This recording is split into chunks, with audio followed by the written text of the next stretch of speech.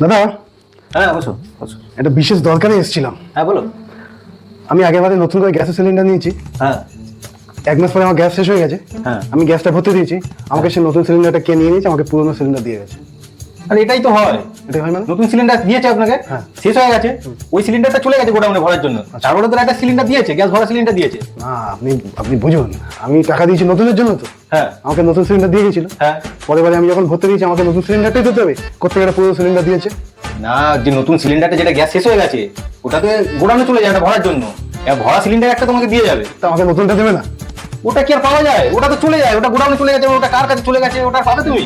মানে আমি সিলিন্ডার ভর্তি দিলে আমাকে নতুনটা নিয়ে নিয়ে পুরোনোটা দেবে? এটাই তো নিয়ম, এরকমই হয়। তাহলে আপনি ধরুন আমার টর্চের ব্যাটারি শেষ হয়ে গেছে, আমি দোকানে গেছি, তা দোকানদার কি আমার টর্চটাই পাল্টে দেবে?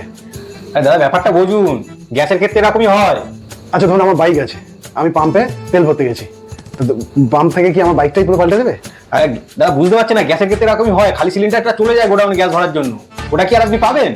আচ্ছা আমি অটো আছে, আমি অটো চালাই, অটোতে আমি গ্যাস ভরতে গেছি, তো সেখানে গিয়ে সে গ্যাসটা ভরে দিয়েছে আমার কাছে, আমার কি অটোটা পাল্টে দিয়েছে?